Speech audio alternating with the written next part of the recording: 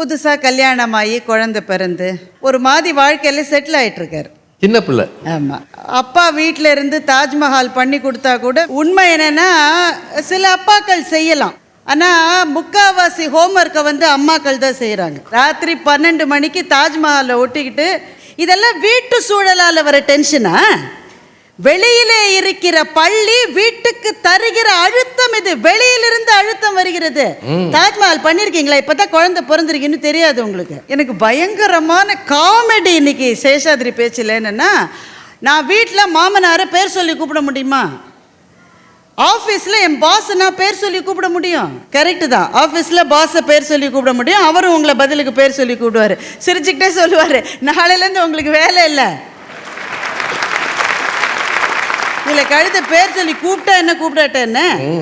மாமனாரை நீங்க எப்படி கூப்பிட்டாலும் உங்கள் வாழ்நாள் முழுவதும் அவர்தான் மாமனார். விலகாத பந்தம் அது.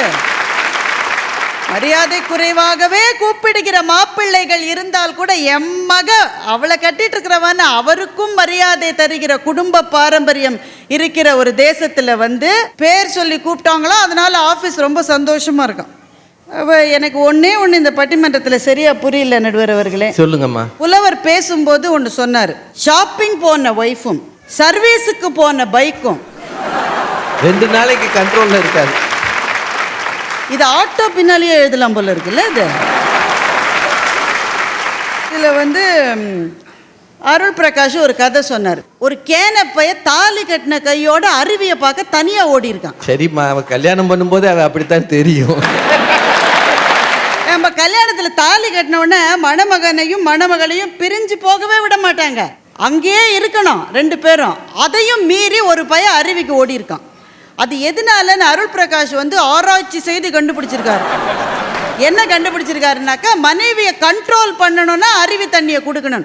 இவர் சொல்றாரு பைக்கை கண்ட்ரோல் பண்ற மாதிரி மனைவியை கண்ட்ரோல் பண்ணும். அவரும் சொல்றார், மனைவி என்கிறவள் உங்களால் அடக்கப்பட வேண்டிய ஒருத்தின்னு நீங்க நினைக்கிற போதே உங்கள் வீடு உங்களுக்கு ஒரு நாளும் நிம்மதி தராது. அது என்ன கண்ட்ரோல்? அந்த வார்த்தை எங்கிருந்து வந்தது? நானும் நீயும் சகி, நீ எனது தோழி, நான் உனது தோழன் என்றுதான் நம்முடைய திருமண மந்திரங்கள் சொல்லுகின்றன.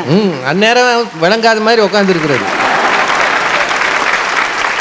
வெளியுலகத்திலே நடக்கிற விஷயம் வீட்டுக்குள்ளே இருக்கிற என்னை கூட தாக்குகிறது. ஆனால் வீடுதான் என்னை காப்பாற்றுகிறது என்றால் மன அழுத்தம் வெளியே இருக்கிறதா வீட்டிலே இருக்கிறதா? நடுவர் அவர்களே, நான் ஒரு கேள்வி கேட்கிறேன். இந்த திருச்சிக்கு வருவதற்காக நேற்றைக்கு சென்னையிலிருந்து ஒரு நாள் முன்னாடியே வரலான்னு நான் கிளம்பினேன். அண்ணா சாலைக்கு வரேன். இந்த பழைய கால சினிமாலாம் பார்த்துருக்கீங்களா? சினிமாவுக்கு முன்னாடி ஒரு நியூஸ் ரீல் வரும், பீகாரில் வெள்ளம் அப்படின்னு ஒருத்தர் சொல்வார். அதே மாதிரி தான் நடந்தது. அண்ணா சாலையில் பள்ளம். ரோட்ல பள்ளம் வந்து ஒரு கார் உள்ள படுத்து கிடக்கு பள்ளத்துக்குள்ள. அதுக்கு மேலே ஒரு பஸ் படுத்து கிடக்கு. ஆனால் நீங்கள் நம்ப மாட்டீங்க, டிராஃபிக் ஜாம் வந்து கீழே விழுந்த கார்னாலையும் பஸ்னாலையும் இல்லை. உடனே நம்ம ஜனங்க அத்தனை பேரும் சேர்ந்து கூடி 500 பேர் அங்கே நின்று செல்ஃபி எடுத்துக்கிட்டாங்க பஸ்ஸோட.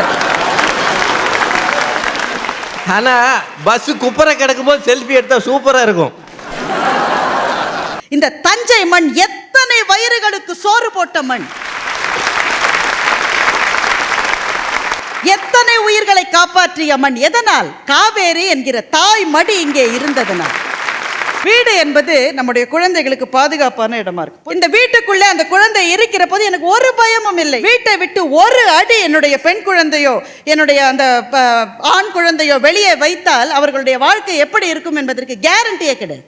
ஒரே ஒரு விஷயத்தை சொல்லி முடிச்சிடுறேன். அலுவலகம் அங்கீகாரம் தருகிறதுன்னு அருள் பிரகாஷ் சொன்னார். அங்கீகாரம் அலுவலகம் தர திடீர்னு ஒரு அவார்டை கொடுப்பாங்க, எல்லாரும் கை தட்டி கேக் வெட்டுவாங்க. ஆனா 2 நாள் நீங்க வரலன்னா அதுக்கு போல வேற ஆளை போட அவன் தான் வரலையேன்னு சொல்லும். வீடுதான் கவலைப்படும். ஒரு நாள் நான் லேட்டா வரேன், ஆபீஸ்ல ரொம்ப வேலை. உள்ளே வருகிற போது என்னிடம் இருந்த சாவியால் திறந்து கொண்டு நான் வீட்டுக்குள்ளே நுழைகின்றேன். தூங்குறவங்க யாருமே எழுந்துடக்கூடாதுன்றது ஒரே ஒரு கவலை தான் எனக்கு. சத்தமே இல்லாமல் படுக்கையில் படுத்த அடுத்த நொடி என்னுடைய கன்னத்தில் சில் என்று என்னுடைய மகளின் 2 கைகளும் பதிந்தன. அம்மா ரொம்ப லேட்டா வந்திருக்கியம்மா, சாப்பிட்டியா என்ற என் மகளின் குரல் காதிலே விழுந்தது. சேஷாத்ரிக்கும் அந்த அனுபவம் இருக்கும். ஆஃபீஸ்ல இருந்து லேட்டாக வந்து சாவியை வச்சு வீட்டுக்குள்ளே நுழைஞ்சு யாருக்கும் டிஸ்டர்பன்ஸ் இல்லாமல் போயிடணும்னு அவர் பார்க்குற போது லைட் எரிஞ்சிருக்கும். லைட்டை போட்டுக்கிட்டு அவங்க அம்மா தான் நின்று இருப்பாங்க. ஏமா பாதி தூக்கத்துல ஏன் எழுந்தன்னு சேஷாத்ரி கேட்டிருப்பாரு. தூங்கினா தானடா எழுந்துக்கிறதுக்கு, நீ வர மட்டும் எப்படிடா தூங்க முடியும்? எனக்காக கவலைப்படுகிற வீடுதான் என்னுடைய மன அழுத்தங்களை நீக்குகிறது. பறவைக்கு எது சந்தோஷம்? வானத்தில் பறப்பதுதான் பறவைக்கு சந்தோஷம். ஆனால் அந்த பறவை கூட கூட்டை நோக்கி வருவதில் தான் தனக்கு மகிழ்ச்சி என்று கூடடைய விரும்புகின்ற பறவைகள் போலத்தான் மனிதர்களும். வெளி உலகத்துக்கு போய்த்தான் தீர வேண்டும், ஏனென்றால் வேறு வழி இல்லை. ஆனால் ஒவ்வொருவரும் வெளியே போகிற போது நம் மனசுக்குள் நிற்கிற கேள்வி ஒன்றே ஒன்றுதான், எப்போ வீட்டுக்கு திரும்பி போவோம்? நன்றி, வணக்கம். இன்னும் பல வீடியோக்களை காண சன் லைஃப் சேனலை சப்ஸ்கிரைப் பண்ணுங்க.